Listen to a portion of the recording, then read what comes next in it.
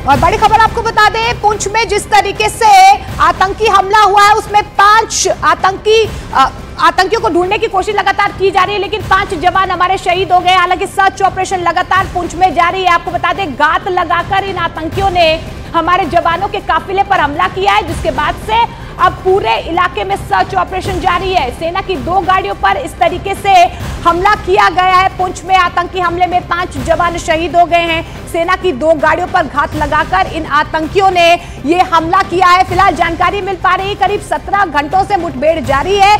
कहां पर ये आतंकी छिपे हो सकते हैं, इनको खदेड़ने के लिए लगातार जारी है। इस बीच आपको बता दें, पीएएफएफ की भूमिका भी सामने आई है। पीएएफएफ का सीधे तौर पर हाथ जो है वो सामने आ रहा है और सीधा कनेक्शन जो है पाकिस्तान से सामने आ रहा है। ओवरग्राउंड वर्कर्स की मदद ली गई है। ये बड़ी खबर, ये बड़ा अपडेट जो है इस पूरे आतंकी हमले को लेकर सामने आ रहा है। तो जम्मू कश्मीर के पुंछ में जो आतंकी हमला हुआ है, आतंकी हमले के पीछे पीएएफएफ का हाथ है, ये उनकी भूमिका है, ये सामने आया है और सीधे तौर पर पाकिस्तान की नापाक हरकत एक बार फिर से सामने आई है। इसके अलावा ये भी जानकारी मिल पा रही है कि ओवरग्राउंड वर्कर की मदद से हमले को अंजाम दिया गया है, क्योंकि जिस टर्न की बात कर रहे हैं उस स्टीप टर्न पर जिस तरीके से आतंकी हमला हुआ है, तो ओवरग्राउंड वर्कर जो वहां पर काम कर रहे थे उनकी मदद से इस पूरे आतंकी हमले को अंजाम दिया गया है। कोमल लगातार ग्राउंड जीरो से बनी हुई है। कोमल, पीएएफएफ का हाथ सामने आ रहा है, ओवरग्राउंड वर्कर्स की भी भूमिका सामने आ रही है, क्या अपडेट है? लवीना, मैंने आपसे पहले ही जिक्र किया था इस बात का कि अबू हुबैब और अमीन भट्ट जो कि डोडा और पुंछ के रहने वाले आतंकी हैं, ये बहुत खूंखार आतंकी हैं। अभी पाकिस्तान में डेरा बसाया हुआ है। संपत्ति इनकी कुर्क की गई थी जम्मू कश्मीर की। जो जम्मू कश्मीर डोडा और पुंछ राजौरी के ये जो आतंकी हैं, ये एक बड़े आतंकी थे, खूंखार आतंकी हैं। सालों पहले ये वहां पर जाकर इन्होंने अपना डेरा लगाया। पाकिस्तान से ही सोशल मीडिया के जरिए इन्होंने ओजीडब्ल्यू को बरगलाया भी था, ओजीडब्ल्यू को बनाया भी था। यहाँ के युवाओं को बरगलाकर ओजीडब्ल्यू की संख्या भी बढ़ाई गई थी। और ये आज वही ओजीडब्ल्यू की खबर सामने आ रही है कि उन्हीं ओजीडब्ल्यू की मदद से इतने बड़े हमले को अंजाम दिया गया था। पहले भी आपको कहा कि स्थानीय लोगों की मदद के बिना इतना बड़ा हमला नहीं हो सकता था। जो ओजीडब्ल्यू है, ओवरग्राउंड वर्कर्स, वो यही राजौरी पुंछ के रहने वाले हैं और ये सोशल मीडिया के जरिए ही उनके साथ संपर्क में बने हुए हैं। पाकिस्तान से लगातार संपर्क में बने हुए हैं। वर्चुअल इनके कुछ नंबर जो कि पाकिस्तान की नापाक हरकतें जो है बार बार वक्त पर सामने आती है। कोमल, ग्राउंड जीरो पर कुछ तस्वीरें, कुछ बदलाव नजर आ रहा है सर्च ऑपरेशन में? बिल्कुल सर्च देखिए, जब सूरज की पहली किरण हुई तो सर्च ऑपरेशन भी बढ़ गया। आपने देखा कि पहले जो हमारे कैमरे की तस्वीरों में आपने देखा कि सर्च ऑपरेशन के दौरान जो जवान थे उनकी संख्या बढ़ी है। गाड़ियां बुलेट प्रूफ यहां पर पहुंच चुकी हैं और इन गाड़ियों में जो है हमारे जवान जो है वो यहां पर पहुंचे हैं। संख्या बढ़ी है, पूरे नाकाबंदी कर दी गई है, क्योंकि जम्मू राजौरी पुंछ को रास्ता ये जोड़ने वाला ये जो रास्ता है, इस रास्ते पर ही ये हमला हुआ है। यहाँ से वाहन गुजरे थे, यहाँ पर संख्या बढ़ाई गई है, सर्च को तेज किया गया है, इलाके को चारों तरफ से घेरा है। ये वो पहाड़ी इलाका था। हालांकि जब बीजी में हमला हुआ था तो गर्मियों का मौसम था, घने जंगल थे और हरे भरे पेड़ थे, तो तब भी उनको आसानी थी वहां पर घात लगाने की। लेकिन अब पहाड़ भी सूख चुके हैं, उसके बावजूद भी उन्होंने किस तरीके से यहाँ पर घात लगाई होगी, कैसे वो यहाँ पर बैठे होंगे। राजीव आपको तस्वीरों में दिखाएंगे कि ये इस तरह की पहाड़ी इलाके में उन्होंने घात लगाई और कितनी जल्दी वो सेना के वाहन पर आकर उन्होंने हमला किया होगा। पहले से ही उनकी प्लानिंग थी। स्थानीय लोग उनके साथ थे या कोई ओजीडब्ल्यूज उनके साथ थे, कैसे उनको मदद मिली, वो जो हथियार थे वो क्या पहले से उनके पास पहुंचे थे? लेकिन इतना बड़ा जब हमला करना होता है, इतना बड़ा जब हमला होता है तो पहले से ही हथियार उस स्पॉट पर पहुंचाए जाते हैं, क्योंकि इतने भारी भरकम हथियार लेकर आप उस स्पॉट पर नहीं आ सकते। पहले स्थानीय लोगों की मदद से या उनकी खुद की अपनी मदद से यहाँ पर कोमल सामने आ रही है। रिफत भी लगातार हमारे साथ बने हुए हैं। रिफत, क्योंकि पहले तो घाटी को निशाना बनाया जाता था, लेकिन अब पिछले दिनों हम देख रहे हैं कि पुंछ के इलाके को ज्यादा निशाना बनाया जा रहा है। और ये पीएएफएफ की भूमिका जिस तरीके से अब पुंछ के राजौरी के इलाकों में सामने आ रही है, इस भूमिका को किस तरीके से देखे रिफत? देखिए अभी काफ़ी चीज़ें सामने आ जाएंगी। जैसा मैंने कहा, दो चीज़ें देखनी होंगी। एक तो ये कि जो मिलिटेंट हैं जिन्होंने हमला किया, क्या वो इसी एरिया में काफ़ी टाइम से थे या हाल ही में वो घुसपैठ करके आए थे और उन्हें वहाँ पे सॉफ्ट टारगेट लगा और उन्होंने वहाँ पे हमला किया, ये देखने वाली बात होगी। और दूसरा, जिस तरीके से समझा जा रहा है कि क्या लोकल्स ने कोई हेल्प की, क्या उन्होंने कोई ओवरग्राउंड वर्कर्स बनाए होंगे, क्योंकि काफ़ी टाइम से कुछ पाकिस्तानी मिलिटेंट इस एरिया में हैं, चाहे राजौरी है या पुंछ है। कई बार पुलिस ने भी ये कहा, आर्मी ने भी ये कहा, तो क्या उन्होंने ऐसा नेटवर्क बनाया है कि उस पार से जो ही कोई इन्फिल्ट्रेट करके आया, घुसपैठ करके आया, तो उन्होंने उनको गाइड किया कि क्या करना है। अभी इस मामले की तहकीकात की जाएगी। हो सकता है कि यह मामला भी NIA को दिया जाए तहकीकात करने के लिए कि किस तरीके से यह हमला हुआ और सेना को नुकसान हुआ। तो ऐसे में अब देखना होगा क्या चीजें सामने आएंगी। लेकिन ये तो एक चीज है कि इस एरिया में मिलिटेंटों की प्रेजेंस है और वो बढ़ाने की कोशिश कर रहे हैं, क्योंकि जिस तरीके से लगातार टारगेट जरूर किया जा रहा है, लेकिन उन्हें खदेड़ा भी जा रहा है। संदीप भी लगातार हमारे साथ बने हुए हैं। संदीप, PAFF जिसका सीधा कनेक्शन पाकिस्तान से सामने आ रहा है, यानी कि पाकिस्तान एक बार फिर से बेनकाब हो गया है, ये PAFF की स्ट्रैटेजी क्या रहती है?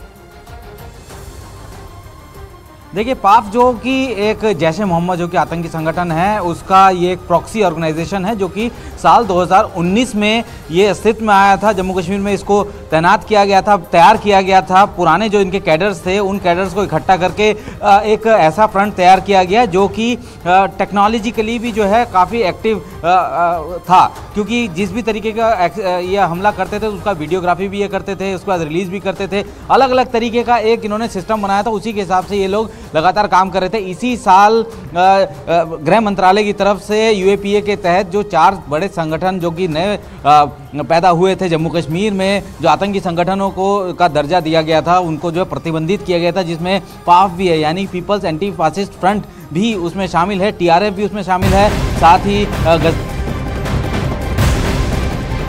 बिल्कुल संदीप, आपके पास हम लौटेंगे, लेकिन इस बीच आपको बता दें, इस पूरे हमले के पीछे पाकिस्तान की बेनकाब हरकत जो है वो फिर से सामने आई है। लेकिन इस बीच ये भी जानकारी सामने आ रही, TRF को हमले की जिम्मेदारी दी गई थी। ये बड़ी खबर सामने आ रही है। देखिए, हमले के पीछे पाकिस्तान की साजिश तो है ही, FATF की ग्रे लिस्ट से बाहर निकालने के लिए साजिश जो है ये रची गई थी। आतंकी संगठन PAFF TRF की भूमिका साफ तौर पर यहाँ पर सामने आ रही है।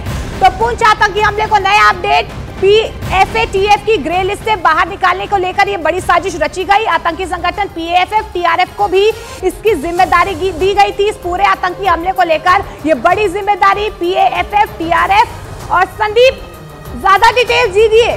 PAFF TRF को जिम्मेदारी दी गई थी, जिस तरीके से आप जानकारी दे भी रहे थे।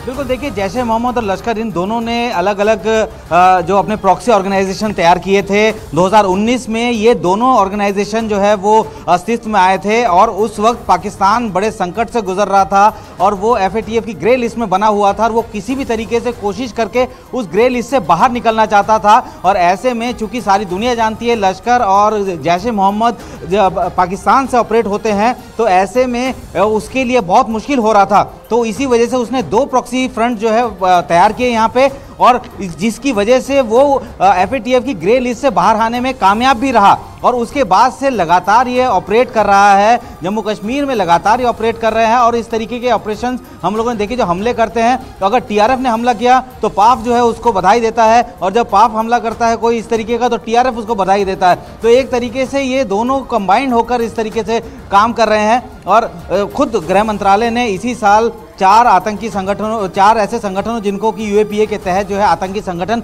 घोषित किया था, जिसमें TRF भी शामिल था और जिसमें पाफ यानी कि पीपल्स एंटी फासिस्ट फ्रंट भी शामिल था। तो ये बात तो साफ है कि ये पूरी तरीके से एक्सपोज है जो रिश्ता है पाकिस्तान का इन आतंकी संगठनों के साथ। इस तरीके से पाकिस्तान एक्सपोज हुआ हो और आतंक फैलाने के पीछे पाकिस्तान का हाथ ना हो। कोमल लगातार हमारे साथ बनी हुई है ग्राउंड जीरो से। कोमल, अभी फिलहाल कोई अपडेट आपको नजर आ रहा है ग्राउंड जीरो पर? मोनिका, देखिए, जैसे PFF की अब जो खबर सामने आई है ये तो जाहिर सी बात है कि ये जो हमला इतना बड़ा होता है ये पाकिस्तान की ही एक नापाक साजिश होती है, तभी इस तरह के बड़े हमले होते हैं जहां पर हमारे जवानों को अपनी जान से हाथ धोना पड़ता है। लेकिन इस वक्त भी अगर आप देखिए यहाँ से चारों तरफ से इलाके को घेरा हुआ है, एक भी आतंकी बचेगा नहीं, ऐसी सिचुएशन यहाँ पर बनी हुई है। जिस तरीके से आपने देखा कि काफ़ी तादाद में यहाँ पर जो चारों तरफ से सेना के जो सुरक्षा बल के जो जवान हैं वो यहाँ पर मौजूद है, तो जाहिर सी बात है यहाँ पर आने जाने वाली गाड़ियाँ यहाँ पर रोकी हुई थी। अभी जब सुबह होते ही लोगों को नहीं मालूम था कि यहाँ से गाड़ियाँ जो है वो जाने के लिए बंद किया गया, लेकिन यहाँ से गाड़ियों को रोका जा रहा है, यहाँ से गाड़ियों को भी वापस भेजा जा रहा है। तो इस तरीके से आप देखिए कि ओवरऑल यहाँ पर जो सिचुएशन है वो थोड़ी ठीक नहीं है, क्योंकि स्थानीय लोगों को भी बाहर निकलने के लिए मना किया था, घरों से बाहर ना निकले ऐसी हिदायत दी गई थी। तो ये ज़्यादा तादाद में अगर आप बात करें तो इस वक्त आतंकी तो मिले नहीं है, लेकिन दिन निकलते ही आतंकियों को ढूंढने की जो कवायद है वो शुरू हो जाती है। चारों तरफ से इलाके को घेरा हुआ है। बाकी जो मैंने आपको पहले भी कहा कि अबू खुबैब जैसे जो आतंकी, जो कि डोडा और अमीन भट्ट जैसे आतंकी, जो खूंखार आतंकियों के जिनमें नाम आते हैं, वो पुंछ और मेंढर के रहने वाले हैं, डोडा भदरवा के लोकल रहने वाले हैं। संपत्तियां उनकी यहाँ पे है, संपत्तियां कुर्क कर दी है सरकार ने। बावजूद इसके भी वो अपने इरादे मजबूत बनाते हैं, पाकिस्तान में बैठ के यहाँ के स्थानीय युवाओं को बरगलाते हैं, यहाँ के स्थानीय युवाओं के साथ सोशल मीडिया के जरिए, वर्चुअल नंबर के जरिए उनके साथ कांटेक्ट में है, कहाँ हमला करना है, कैसे आतंकियों की घुसपैठ करानी है, कैसे आतंकी जब घुसपैठ करते हैं तो उनकी मदद कैसे करनी है। तो यो यहाँ के स्थानीय लोग हैं, जो ओवरग्राउंड वर्कर जो कि राजौरी पुंछ के रहने वाले हैं, कैसे उनकी मदद आतंकियों से तक पहुँचानी है और आतंकियों को कैसे खाना पहुँचाना है, हर चीज़ मुहैया करानी है, ये सारी चीज़ें उनको सिखाई जाती है। कितना पैसा उनको मिलता होगा, ओवरग्राउंड वर्कर तैयार ऐसा नहीं होता, उनको पाकिस्तान पैसा देता है बल्कि, और ड्रग्स वहाँ से आ रही है, नशे की खेप वहाँ से आ रही है, करोड़ों रुपए की नशे की खेप आती है, जब्त भी की जाती है। इस साल 2023 में करोड़ों रुपए की नशे की खेप भी जम्मू कश्मीर पुलिस ने जब्त की थी। तो जाहिर सी बात है कि वो हवाला पैसा, नशे की खेप, ये किस काम के लिए, वो इन्हीं घटनाओं के लिए इन्हीं घटनाओं को अंजाम देने के लिए यहाँ पर इस्तेमाल किया जाता था। तो एक बड़ा दर्दनाक हमला यहाँ पर देखिए कि दिन निकलते ही जैसे जैसे समय बीतता जा रहा है, सुरक्षा बल यहाँ पर पहुँचते जा रहे हैं, तादाद उनकी बढ़ती जा रही है, नाके हर नाके पे चेकिंग की जा रही है, चारों तरफ से इलाके को घेरा हुआ है। और जो मैंने पहले भी कहा कि किस तरीके से उन्होंने घात लगाई, वो ऐसे घात नहीं लगी, उनको एरिया बताया गया था, उनको लोकेशन सेट करके दी गई थी, स्थानीय लोगों की मदद दी गई थी। 2 महीनों से रैकी हो रही थी और रैकी होने के बाद ही ये उन्हें पता था, ऐसा नहीं है कि सेना में बुलेट प्रूफ गाड़ियां नहीं है, सेना के पास बुलेट प्रूफ गाड़ियां भी है, लेकिन बावजूद इसके भी लेकिन उनके पता था कि वो जो जिप्सी है वो बुलेट प्रूफ नहीं है, उसके साथ जो दूसरी गाड़ी है वो बुलेट प्रूफ नहीं है, उनका हमला करना आसान होगा, उनको जवानों को मारना आसान होगा, तभी उन्होंने उन्हीं गाड़ियों पर हमला किया। हालांकि जब भी आप कार्रवाई देखेंगी जम्मू से कश्मीर या राजौरी पुंछ में आर्मी की, सीआरपीएफ की जो कार्रवाई जाती है बुलेट प्रूफ भी होती है। हालांकि जब पुलवामा में हमला हुआ था तो वो सीआरपीएफ की जो बस में हमला हुआ था तो वो बुलेट प्रूफ नहीं थी। उसके बाद सरकार ने ये भी कहा था कि जितनी भी कार्रवाई होगी वो बुलेट प्रूफ गाड़ियां होंगी, लेकिन कुछ हर कोई गाड़ी बुलेट प्रूफ नहीं होती है, हर कोई सेना का वाहन जो है बुलेट प्रूफ नहीं होता है, क्योंकि छोटे छोटे कस्बे में, छोटे एरिया में अगर आपने अपने कैंप पे जाना है, किसी ने किसी अपने अधिकारी से मिलने जाना है, तो हर गाड़ी बुलेट प्रूफ नहीं होती है। लेकिन सुरक्षा में चूक हुई है ये नहीं कह सकते, हम ये जरूर कहेंगे कि गाड़ियां बुलेट प्रूफ अगर होती तो जवानों की जान बचाई जा सकती थी। स्ट्रैटेजिकली कहीं ना कहीं उन्हें पता था कि कौन सी गाड़ी की मूवमेंट कब होती है और किस तरीके से होती है, और लोकल लोगों की मदद से ये संभव नहीं है। रिफत, मैं आपका रुख करना चाहूंगी, ओवरग्राउंड वर्कर की जो बात सामने आ रही है, ये ओवरग्राउंड वर्कर कौन होते हैं, किस तरीके से इनका इस्तेमाल किया जाता है इस तरीके की आतंकी हमलों को अंजाम देने के लिए?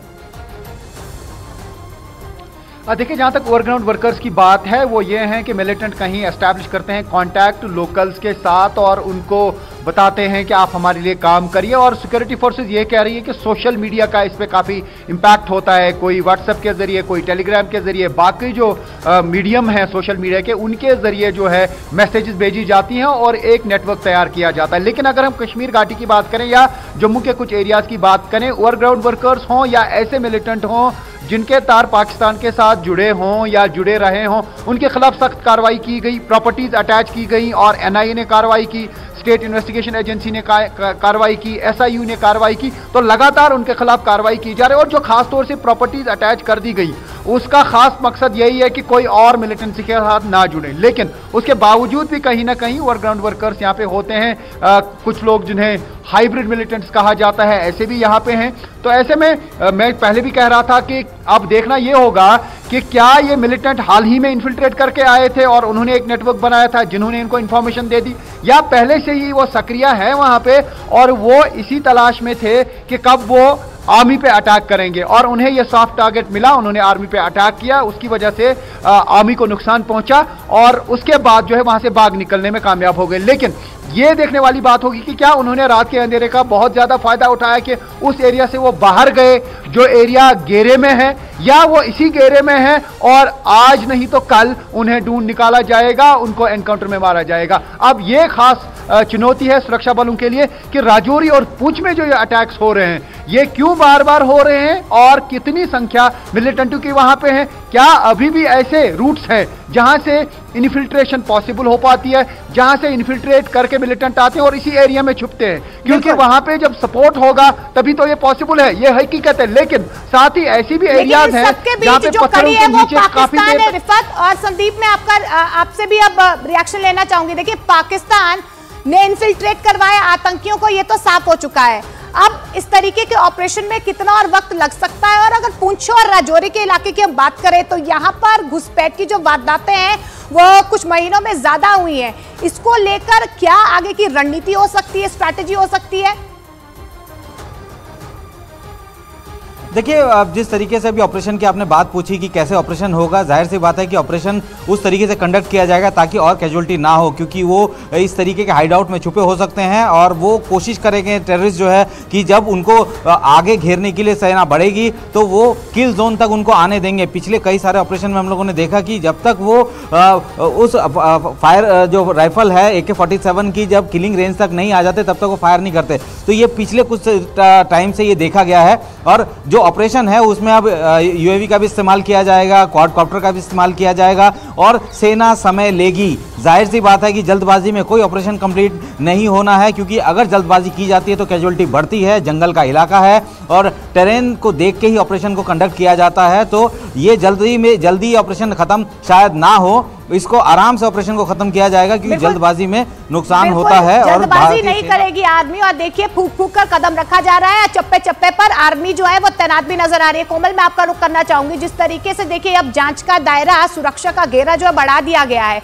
ग्राउंड जीरो पर हम देख भी पा रहे हैं कुछ लोगों की मूवमेंट्स भी है यहाँ पर। अभी फिलहाल क्या हिदायतें यहाँ पर जो लोकल लोग हैं उन्हें दी गई है?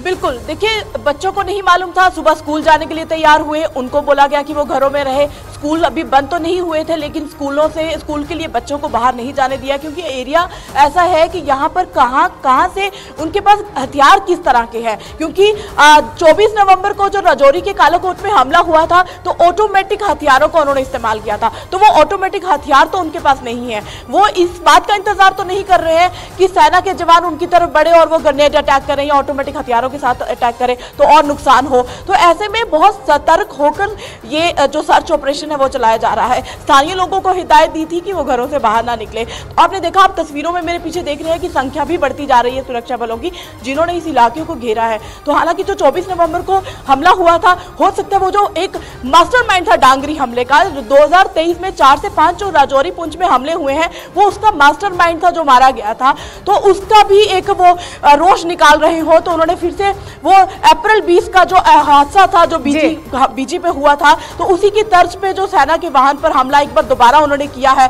तो बिल्कुल ऐसी नापाक साजिश है पाकिस्तान के, एक ऐसे इरादे हैं नापाक, बिल्कुल ऐसे इरादे हैं जो यहाँ पर मजबूत होते थे। ग्राउंड वर्कर, आपने ओवरग्राउंड वर्कर की बात कही, तो ओवरग्राउंड जितनी बार पाकिस्तान ने इस तरीके